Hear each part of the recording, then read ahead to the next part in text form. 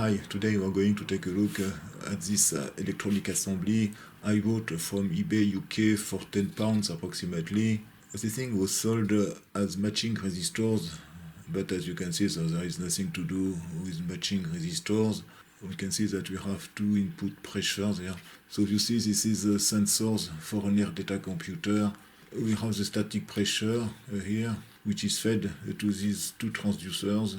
And this one has also another pressure input, which is the pitot pressure. This transducer permits the measurement of the altitude, and the second one performs the measurement of the difference between the pitot pressure and the static pressure, which permits the measurement of the airspeed.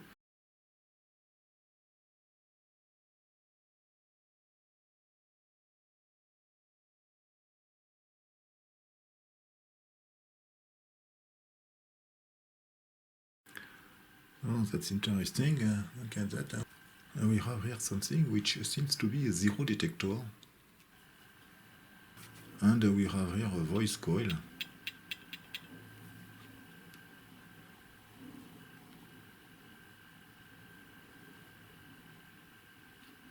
The displacement is very tiny. We can see the mechanical limits here. So the capsule is here actually, so this is the main part of this transducer. The pitot pressure is here. The pressure is fed to this small capsule. The pressure creates a force on this lever, and this force is balanced with the second force created by this voice coil. So we need actually an amplifier between the zero detector and the voice coil here. It can be interesting to design this amplifier in order to make it work. The static pressure is fed here, and there is a hole. Therefore, the static pressure is inside this sensor. We should have an adjustment of the zero detector using this screw here. It can be interesting to test first the zero detector.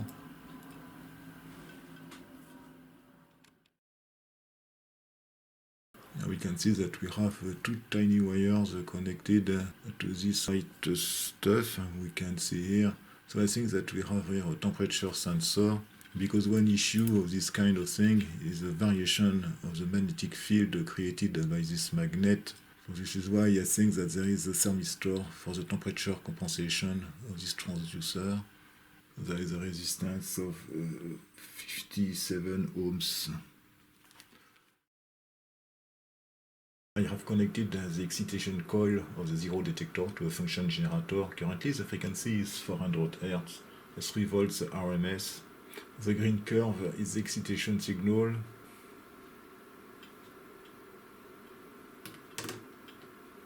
You can see that the voltage across the pickup coil is very weak. The sensitivity is 10 millivolts per division. And there is also a phase shift of 45 degrees approximately. So let's increase the frequency, 400 Hz, 1 kHz, 4 kHz, 5, 8, 9, 10 kHz. We can see that the sensitivity is much higher at 10 kHz, and phase shift is very low. I have connected the pitot input pressure here to this pump, and I have connected the voice coil to a current source. Currently the current is 131 milliamps. The pressure is 190 millibars. This is approximately the maximum pressure we can have on the pitot tube. For a pressure of 191 millibars, we should have a current of 130 milliamps approximately.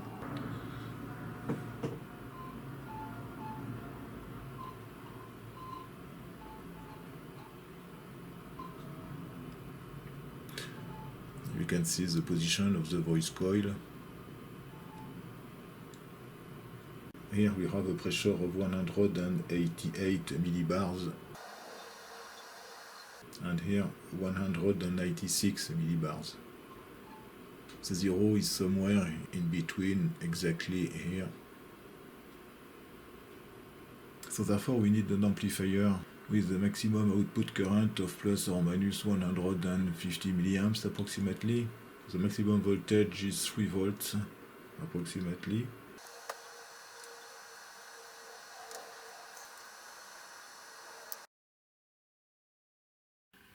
For the test, I will use this Burr-Brown part 4423. This is the sine and cosine generator.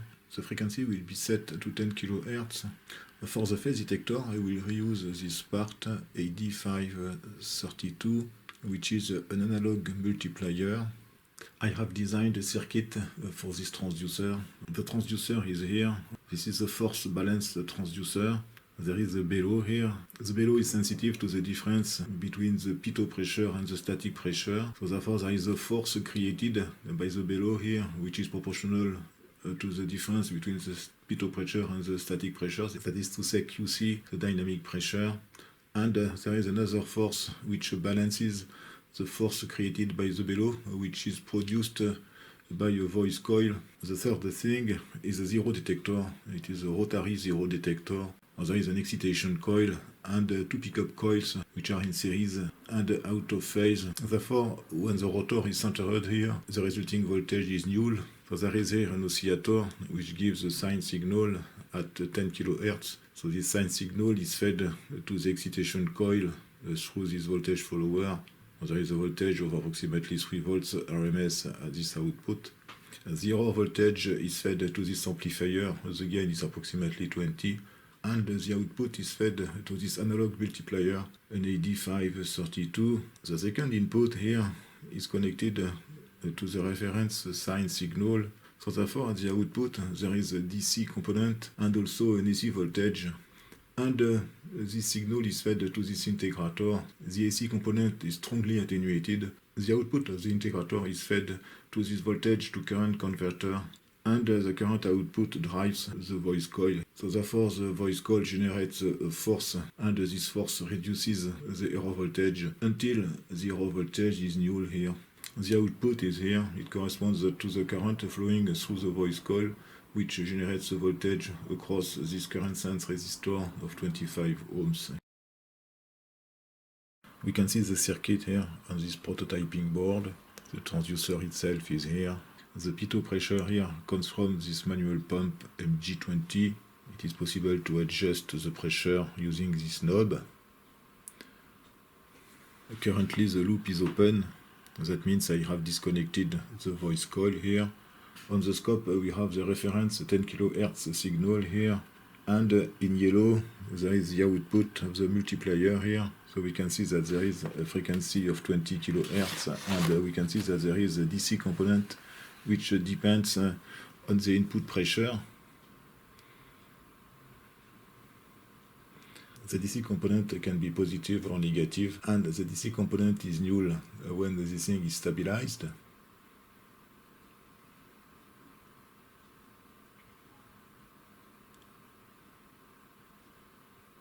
So now I will close the loop.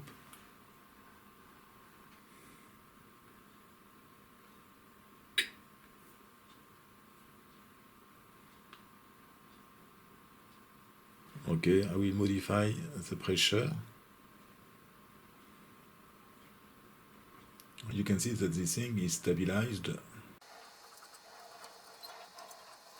Okay, I will connect the oscilloscope across this resistor here. I don't need the reference signal anymore.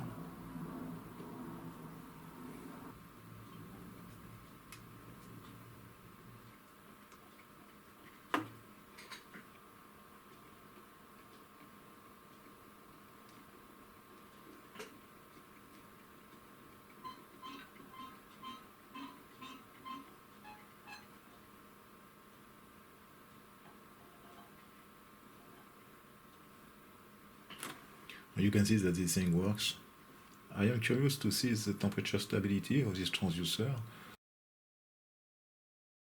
We can see here the test setup.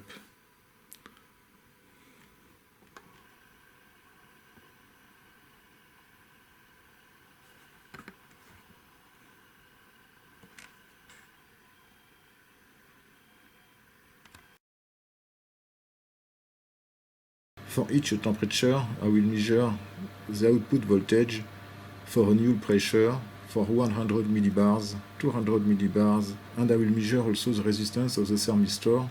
We can see here the evolution of the thermistor resistance from 20 to 70 degrees. We can notice that the variation is linear, and if we calculate the percentage of variation per degree, we find this value 0.392% per degree, which is exactly the temperature coefficient of copper. We can say that the thermistor is made with copper. We have here the variation of the output voltage for an input pressure of 200 millibars. For a temperature between 20 and 60 degrees, we can see that we have an increase of the output voltage when the temperature increases. This is due to the decrease of the magnetic field of the magnet. When the magnetic field decreases, we need more current in order to generate the same force. We can see that the coefficient is 0.03% per degree. This value is close to the coefficient of a thermarium cobalt magnet. This variation can be compensated using the internal thermistor. Let's see how this compensation can be done. I have added this circuit for the temperature compensation. The thermistor is here. It is connected to the output here, and there is a load resistor. Therefore, when the temperature increases, this resistance increases, so therefore the output voltage decreases. There is a particular value of this resistance in order to have a perfect compensation. Let's see how to calculate this resistance. We have here the modelization of the transducer. There is a voltage here which depends on the temperature. We can see this voltage with a positive temperature coefficient. There is an internal resistance of 25 ohms. It is actually the current sense resistor. And we have here in series the thermistor made with copper. The resistance is 59 ohms at 20 degrees. And there is a variation of 0.235 ohm per degree. And here we have the load resistance, and I will calculate this resistance in order to have a voltage across this resistor which doesn't depend on the temperature. We can calculate the current flowing through these elements here. The idea here is to factorize the denominator in order to have 1 plus something. We can see that this value is very small relative to 1. So therefore you know that 1 divided by 1 plus epsilon is very close to 1 minus epsilon when epsilon is very small. After that we replace the input voltage here by this equation, and we do the same. We place this term in factor in order to have 1 plus something, and you can see that you have the product here, 1 plus something multiplied by 1 minus something else here. So here we can see that the product of these two things is very small. It is a second order product. So at the end, in order to have something which doesn't depend on the temperature, we need that this value equals this one. After calculation, we find an optimum value R0 of 2.11 kilo ohms approximately. And in that case, we have across this resistor a value which doesn't depend on the temperature. We have here the result of the temperature test. I have done the measurements with different load resistances. In green here we have the original curve without compensation. In blue the load resistance is 800 ohms. In black we have the result with an optimum resistance of 2115 ohms. It is not perfect, there is here a variation of 0.2 millibar approximately from 20 to 60 degrees. A higher value should be better, 2.2 kilo ohm or something like that. That's all for this transducer. Thank you for watching and see you next time for another video. Bye bye.